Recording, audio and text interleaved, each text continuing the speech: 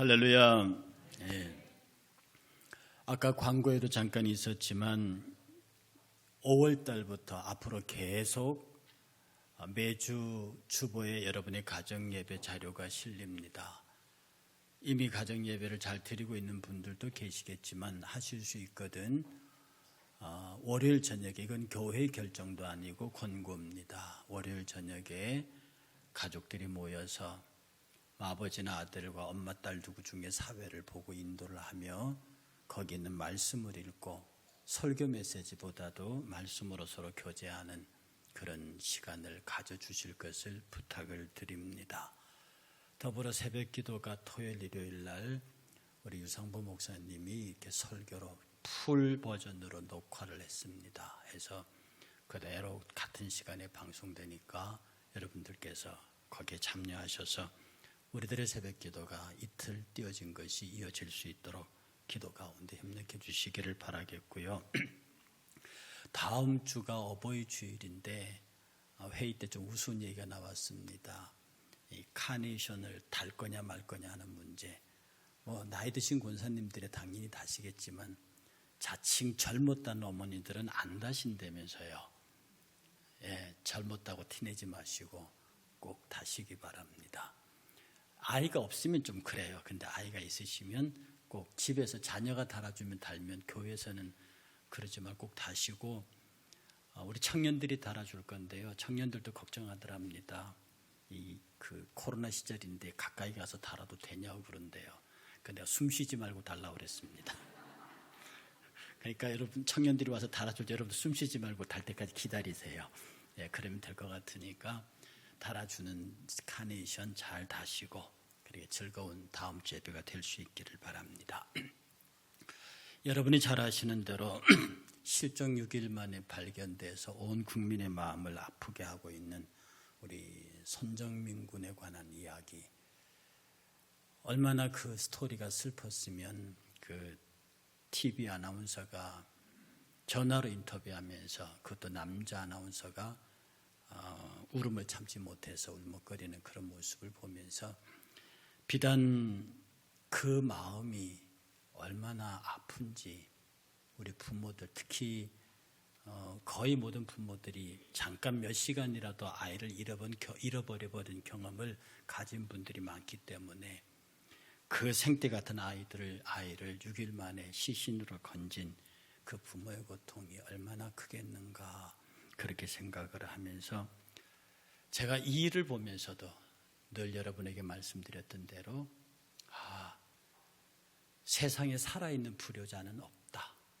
예, 다시 한번 이 세상에 아무리 사람들이 못된 놈, 나쁜 놈 그래 싸도 엄마보다 아빠보다 먼저 죽는 불효가 없기에, 그런 큰 불효가 없길래 이 세상에, 이게 제 말입니다, 이 세상에 살아있는 불효는 없다. 아무리 못된 짓을 하더라도, 나쁜 놈이라도 내 앞에 살아있음, 그 자체가 얼마나 큰 기쁨이고 감사인지를 알게 되는 거죠. 그러니 그 마음이 왜 아픕니까? 부모의 마음을 가장 아프게 하는 것이거든요. 그러면 그 단위를 조금만 낮추면 불효가 뭡니까? 부모의 마음을 아프게 하는 겁니다. 부모의 마음을 아프게 하는 겁니다. 그러니 어린아이가 부모의 말을 안 들어서 엄마의 마음을 아프게 하잖아요. 그것도 불효지만, 그래서 큰 불효, 작은 불효 통틀어서 그 핵심은 부모의 마음을 아프게 하는 겁니다. 제가 이렇게 얘기하면 요새 효도하라 그러면 초중고등학생들한테만 얘기하는 줄 압니다.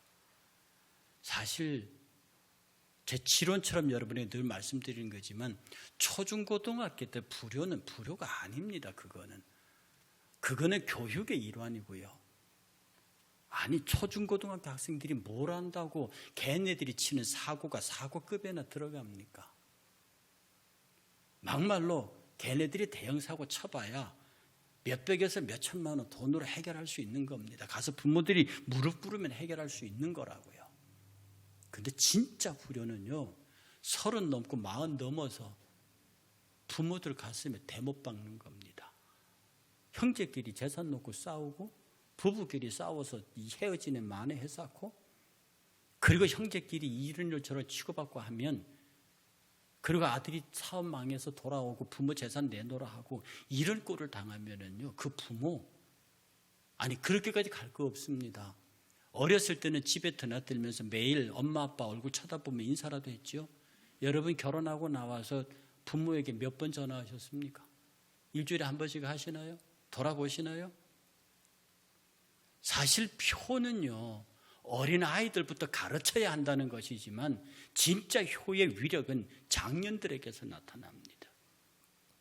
여러분들이 여러분의 부모를 얼마나 돌보셨나요? 지금 40, 50, 60 되신 분들, 살아계신 부모님 얼마나 돌보셨나요? 저도 이렇게 얘기하면 마음이 아픕니다. 그러니 우리가 나이 들어서 두려워하지 말아야죠. 나이 들어서 부모의 가슴에 못 박으면 안 되죠.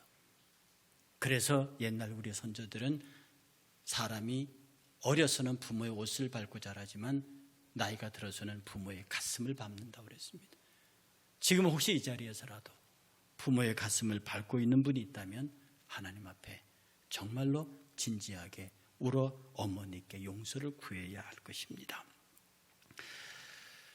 이 어린이 이야기를 하게 되면 오늘 이 본문도 사실 1년 전에 정해진 본문인데요. 어떻게 이 잃어버린 손정민 군 이야기와 오버랩이 되는지 참 내가 설교 준비하면서도 하나님은 미리 아시는 것 같은데 참 묘하십니다. 그랬어요. 예수님도 부모님이 하루를 잃어버렸다니까. 여러분 그거 생각해 보세요. 어떻게 하루길을 가는데 자기 아들이 따라오는지 안 따라오는지를 모릅니까? 예수의 부모님이 행사 다 마치고 집에 가자 그러고 분명히 예수를 데리고 간 것 같아요. 그렇게 생각하고 하루길을 가는 동안에 예수가 따라왔는지 안 따라왔는지를 모릅니다. 보니까 없거든요. 그러니까 친척과 아는 사람들 물으니까 물어 다시 예루살렘에 돌아가서 사흘 만에 예루살렘 성전에 앉아 계신 아들 예수를 발견합니다. 우리가 아들을 놓친다고 하는 것, 나는 분명히 관심이 있고 나는 분명히 사랑하는데 그 아들을 놓쳐요. 우리가 신앙의 세계에서 아들을 놓치는 경우가 간혹 종종 있습니다. 이것들을 생각하면서 가끔 여러분에게 말씀드렸던 대로 우리가 착각하고 있는, 속고 있는 것이 있다고 그랬죠. 하나는 어린아이는 착하다. 둘째, 양은 착하다. 양은 순한 동물이다. 양은 절대로 순한 동물이 아니라고 그랬습니다. 아주 고집스럽고 성질이 못됐고 지 맘대로 하는 겁니다. 오죽이나 못됐으면 성경에서 우리는 다 양 같아서 그릇 행하여 각기 제 길로 갔겠다고 양의 성격을 인간에 갖다 붙였겠습니까? 그리고 어린아이들은 착하지 않습니다. 유치원 선생님한테 물어보세요. 어린이 교사에게 물어보세요. 아이들은 지 마음대로 합니다. 근데 유치원 선생님들이 제가 들려준 얘기는요, 아이들이 거짓말을 참 잘한대요. 아주 그럴듯하게 잘한대요. 그래서 어른들은 아이들은 순진하니까 그 아이의 말이 옳다고 말한대요. 그러나 유치원 선생님들은 말합니다. 아이들은 거짓말을 잘한대요. 그리고 아이들은 굉장히 자기 합리화를 잘합니다. 이런 예가 있습니다. 어떤 아이가 집에서 부엌에서 엄마 몰래 과자를 훔쳐 먹었어요. 그러니까 엄마가 와서요 묻습니다. 너 하나님이 도둑질하지 말라 그랬지? 예. 하나님 다 보고 계신단 말이야. 예.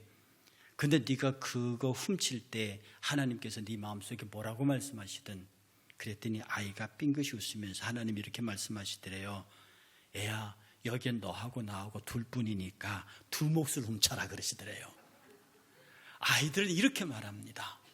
아이들은 도덕적 관념보다도 어떤 사회적 윤리 가치보다도 모든 것을 자기 중심으로 생각하기 때문에 이런 것까지도 자기에게 합리화하여 설명한다는 거죠. 우리 어른들이 가히 생각할 수 없는 순진함으로 이런 얘기를 만들어낸다는 겁니다. 그리고 절대로 책임지려 하지 않고 절대로 자기의 뜻대로 자기 하고 싶은 대로 하지만 절대로 책임지지 않는, 제가 말씀드렸죠. 제가 전도사 시절에 만났던 개국이라는 아이, 이름이 제국인데 별명이 개국입니다. 엄마하고 시장 가서 달걀집에 달걀이 이만큼 쌓여 있으면 슬금슬금 가서 맨 밑에 걸 빼버립니다. 그러면 계란판이 다 엎어지죠. 엄마가 다 물어줍니다. 엄마가 맨날 가슴을 두드리고 다닙니다. 사건은 지가 저주르고 물기는 엄마가 다 물어줍니다. 우리 딸도 그랬습니다. 가다가 걷기가 싫잖아요. 그럼 내 손을 딱 잡고 길거리에서 손을 내밉니다. 뭐게요? 택시 세우는 거예요. 그럼 묻습니다. 돈은 누가 내는데? 아빠가. 1초도 생각을 바로 대답합니다. 돈은 아빠가 내고 차는 자기가 타겠다는 거죠. 이런 버릇이 어른들에게까지 옵니다. 그래서 나이가 20, 30이 됐는데도 책임 안 지고 모든 것 주변에게 다른 사람 탓하고 네 탓, 내 탓하고 나는 잘못하고 나는 내 마음대로 해야겠다. 이걸 피터팬 신드롬이라고 합니다. 이걸 여자들에게 적용할 때는 신데렐라 신드롬이라고 그러죠. 일은 내가 내 마음대로 다 하고 사회가 책임져라. 다른 사람이 책임져라. 이런 것들이 우리에게 나타나는, 제가 오늘 말씀의 예는 뭐냐면, 효를 왜 어린아이들에게만 강요하는 거예요. 효는 정말 진짜 효는 20살이 넘어서 장년이 돼서 우리 어머니가 힘이 없고 우리 아버지가 능력이 없을 때 우리가 비로소 그분들을 챙겨드리고 받들어드리는 것이 바로 진정한 효의 모습, 그런 뜻이라는 겁니다. 사실은 집에서 아버지 노릇하기가 쉽지 않습니다. 성경 안에 훌륭한 아버지 가정 모양이 많이 있는데요, 별로 훌륭하지 않은 아버지가 있습니다. 제가 두 사람만 소개할까요? 모세입니다. 모세는 위대한 민족 지도자였어요. 그의 아내 십보라가요, 모세가 하나님의 명을 받고 이집트로 들어갈 때 같이 따라 들어갑니다. 그때에 하나님께서 모세를 죽이시려고 그래요.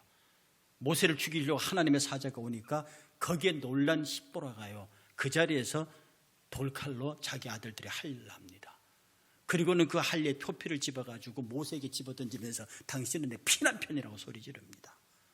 그게 무슨 말이냐면, 하나님께서 이스라엘의 모든 남자는 할례를 받도록 했어요. 모세가 그걸 하려고 왜 안 했겠습니까? 모세가. 그런데 내가 성경에 기록이 없지만 그 부부싸움의 내용을 보면 아마 십보라가 뭘 그런 걸 하려고 해요. 십보라는 이방인이거든요. 뭘 그런 걸 하려 하고 그렇기 때문에 껴내는 못했던 것 같아요. 그런데 이스라엘의 출애굽의 대역사보다 하나님의 말씀을 순종하는 게 하나님께 더 중요했어요. 그러니 출애굽 이전에 네가 내 말을 안 들으면 너를 죽이게 해도 하나님의 사자가 오는 걸 보고 십보라가 그 자리에서 할례를 행하면서 집어던지고 그리고는 가버립니다. 자기 집으로. 모세 따라 안 가요. 그 나중에 출애굽 이후에 합류합니다. 한 가족을 의사통일시키기가 결코 쉬운 건 아니죠. 또 한 사람이 있습니다. 룻입니다. 그는 아브라함과 헤어지면서 동쪽의 아름다운 땅을 택했습니다. 소돔과 고모라에 머물다가 그게 망하면서 도망 나오다가 그의 아내가 죽습니다. 그런데 문제는 그의 두 딸입니다. 그의 두 딸이 주변에 아무도 남자도 없고 그대로 있다가는 자기들이 그대로 소멸할 것 같으니까 아버지에게 술을 먹여서 각각 아들을 낳습니다. 이게 모압 자손과 암몬 자손입니다. 그 두 자손은 영원히 이스라엘의 적이 됩니다.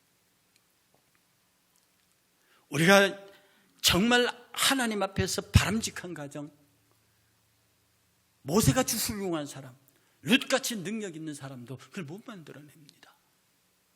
하나님의 은혜가 없이는, 하나님의 돌보심이 없이는. 그러므로 우리가 이 룻의 가정 같은 경우도 어려서부터 룻이 그렇게 방탕한 사회 구조를 보여주고 거기에 적응하며 사는 사람이었기 때문에 룻의 딸들이 그런 일을 저지르는 것을 전혀 양심의 가책을 느끼지 않는 것이죠. 어려서부터 어떻게 그들을 가르치고 그들에게 신앙의 본을 보여주느냐 하는 것은 굉장히 중요합니다. 미국의 오페라 가수로 유명한 할버트라는 사람이 있습니다.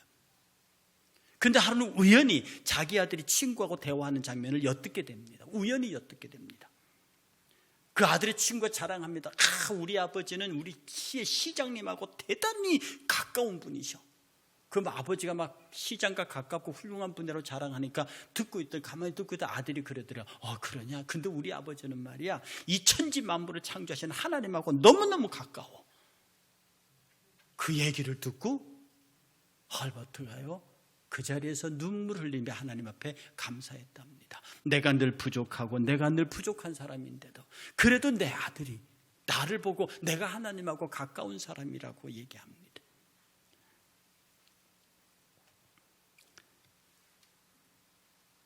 통계에도 그런 게 있습니다. 어떤 게 있느냐 하면, 당신의 자녀가 당신처럼 자라기를 원합니까?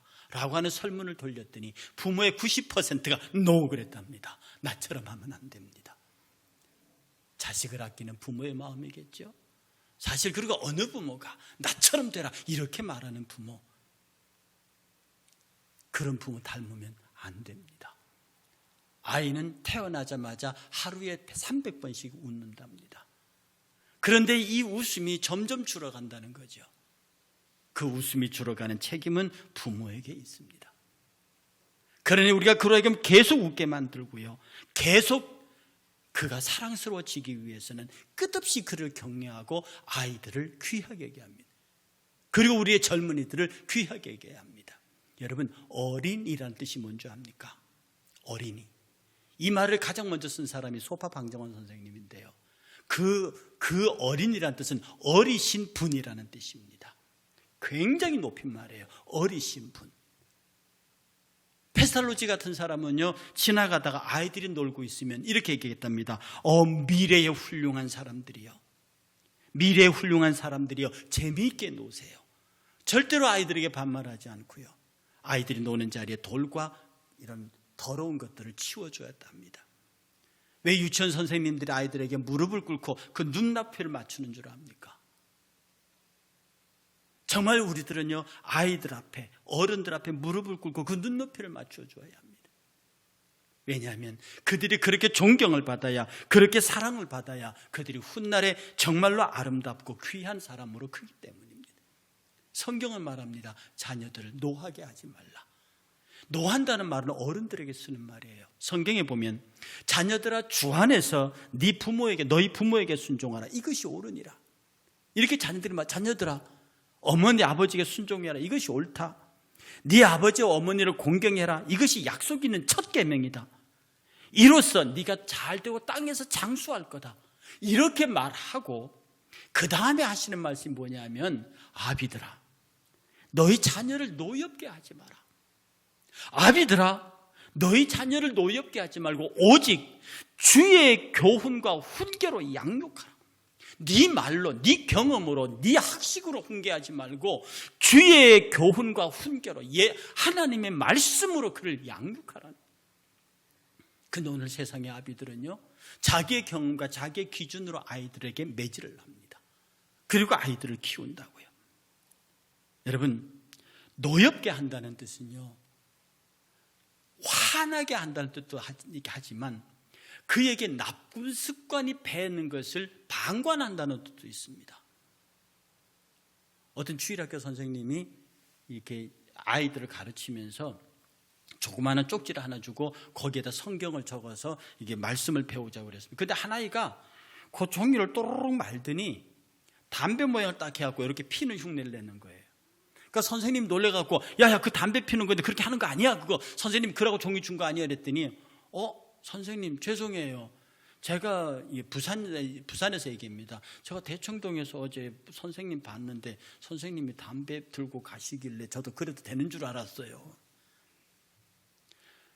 아이들이 안 본다고요. 무심코 아이들을 의식하지 않고 한 행위들에 관해서 그 아이가 그 잘못된 것에 손을 대고 경험하게 되고 결국 그 인생이 그로 말미암아 어떤 결과를 초래할지 모르는 상황에 처하게 되는 것이므로 바로 이런 것들이 아이를 노하게 하는 겁니다. 아이를 삐딱선 타게 하는 거죠. 아이를 삐뚤어지게 하는 겁니다. 우리는 어떤 생애에서든지요, 아이를 절대로 노하게 만들어서 삐뚤어지게 만들어서는 안 됩니다. 보통 노함이라고 하는 것은 삐뚤어짐입니다. 여러분, 나이가 들면 들수록 어린아이가 된다고 그러죠. 정말 어린아이들하고 우리 어르신들, 죄송합니다, 진짜 어르신들하고 똑같습니다. 나도 옛날에 어머니한테 화가 나면 방문 확 닫고 들어가면서 나 밥 먹어 그랬단 말이에요. 근데 우리 어머니가 그러시더라니까요. 그런데 그 광경을 가만히 보면서 나이 드신 어른들을 섬기는 그 모양으로 우리 어린 아이들을 섬겨야 한다. 우리 아이들은요, 만들어져 가는 과정입니다. 사실 우리 어른들도요, 만들어져 가는 과정이에요. 우리 어른들은 천국을 준비하기 위해 거기에 적합한 어른으로 만들어져 가는 겁니다. 우리 아이들은 세상으로 살아가기 위한 아이들로 만들어져 가는, 그러므로 어린아이든지 아이든지 어린이든지 아이든지 함부로 할 수 없는 겁니다. 정말로 최선을 다해서 그를 위해서 지극한 심정으로 아이들을 돌보고, 그래서 우리 주일학교 선생님들 정말 소중한 분들입니다. 여러분들이 어떻게 가르치냐에 따라서, 여러분이 그들에게 어떻게 본을 보이느냐에 따라서 그들의 인생에 노여움에 쌓인 인생으로 살 거냐 아니냐 하는 것이 갈림길이 난다는 겁니다. 여러분, 강철왕 카네기를 아시나요? 그가 12살 때에 스코틀랜드에서 미국으로 이민 와서 사는데요, 그가 처음 한 일이 전보 배달하는 일이었습니다. 그런데 여러 사람에게 전보를 배달하고 뛰어다니는데 어느 날 어떤 집에 갔더니 그 집 주인이 그의 등을 두드리면서 이렇게 말했습니다. 참 총명하게 생겼구나. 지금이야 몇 사람에게 전보를 전하는 사람이지만 언젠가는 모든 사람에게 희망을 전하는 사람이 되겠구나. 이렇게 말을 했대요. 카네기 자서전에 보면 바로 이때부터 자기가 꿈을 가졌대요. 이때부터 자기가 무엇을 해야 할지를 깨달았대요. 그래서 그가 강철왕일 뿐 아니라 미국 전 사회에 모범이 될 만한 자선사업가로 이름을 남기죠. 아이가 꾸지람을 받으면서 살아간다면 남을 비난하는 법을 배우게 될 것입니다. 아이가 적개심을 품고 살아간다면 그는 싸우는 법을 배울 것입니다. 아이가 수치심을 느끼고 자라간다면 그는 죄의식을 배우게 될 것입니다. 아이가 그러나 관대한 대우를 받으면서 살아간다면 그는 남을 신뢰하는 법을 배우게 될 것입니다. 아이가 격려를 받으면서 살아간다면 고마워하는 법을 배울 것입니다. 아이가 공평한 대우를 받으면서 살아간다면 그는 정의로움을 배울 것입니다. 아이가 진정한 보호를 받으면서 살아간다면 남을 믿는 법을 배울 것입니다. 아이가 풍성한 자기 인정 속에서 살아간다면 그는 자신을 사랑하는 법을 배울 것입니다. 아이가 친구들 속에 진정한 우정으로 살아간다면 그는 세상을 사랑할 줄 아는 방법을 배우게 될 것입니다. 그러니 오늘 우리들의 아이들에게, 우리들의 사랑하는 자녀에게 꾸지람을 정말 꽃으로도 때리지 말라고 하는데, 살아있는 불효자가 없다고 하는데 왜 아이들을 때립니까? 아이들의 불효는 그들의 특권이라, 그 불효를 감당하는 것이 부모의 의무라고 하면 아이들이 공부 못한다고 왜 때립니까? 아이들이 잘못을 저질렀다고 왜 그들에게 험한 말을 합니까? 그들이 적개심을 품지 않게 해야 합니다. 수치심을 느끼지 않게 해야 합니다. 관대한 대우를 받게 해야 합니다. 항상 격려받아야 합니다. 공평한 대우를 받아야 합니다. 당연한 보호를 받아야 합니다. 모든 사람들로부터 인정받아야 합니다. 우정을 경험하게 해야 합니다. 이것은 오늘 이 시대를 주도하고 있는 어른들의 몫입니다. 오늘 이 말씀을 보면서요, 정말로 우리가 하나님에게 생명의 말씀을 가르치고 어찌든지 그를 교회 안에서 신앙생활을 하게 위해서, 지금 여러분의 장성한 자녀들이 교회 밖에 나가서 세상에서 성공하고 출세하고 있다고 할지라도 여러분들은 그들의 영혼을 향하여서 울어야 합니다. 1932년도에 아주 기이한 일이 있었습니다. 어떤 분의 생일잔치에 4통의 편지가 도착했어요. 4통의 축전이 도착했습니다.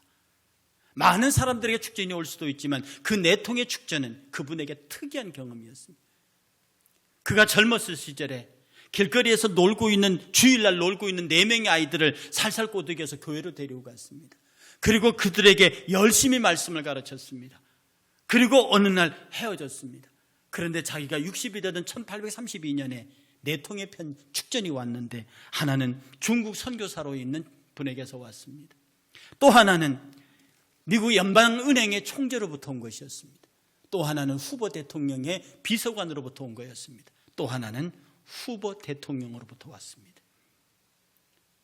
그날 주일날 길거리에서 희덕거리고 놀고 있는 그 4명의 어린아이를 데려다가 그들을 말씀으로 키운 후예가 중국 선교사로, 연방은행 총재로, 대통령 비서로, 대통령으로 그 나라를 이끌고 있는 인물로 되어 있었다는 거죠.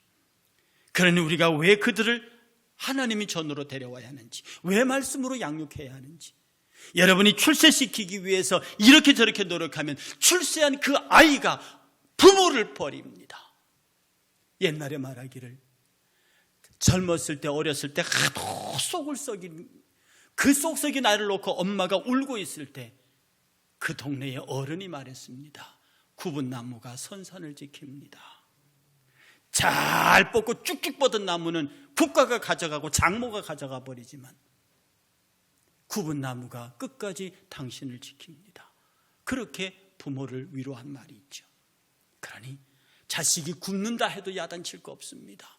그것은 내 몫이란 말이에요. 영어로 남편을 하스밴드라고 합니다. 하우스밴딩입니다.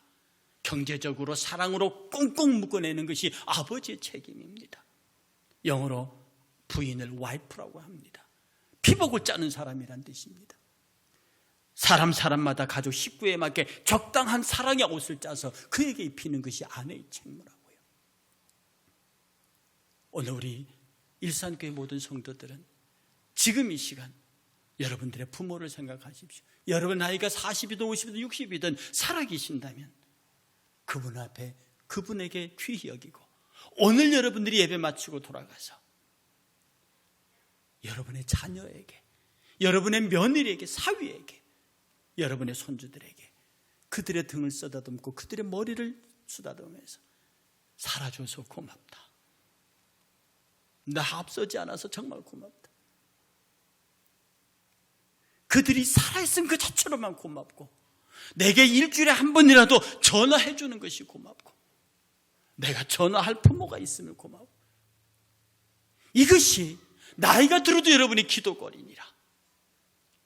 이런 모습으로 효도를 하고 이런 모습으로 효를 받으면서 나는 내 어미에게 사랑받는 아들이다. 돌아가셨으면 돌아가셨는 대로, 살아계시면 살아계시는 대로 나는 내 어미의 사랑하는 아들이었노라. 그리고 내 어미를 귀히 여기고 그 어미의 가르침을 가슴에 두고 부모들은 결코 자식들을 노엽게 하지 않고 다시는 내가 잃어버리지 아니하리라.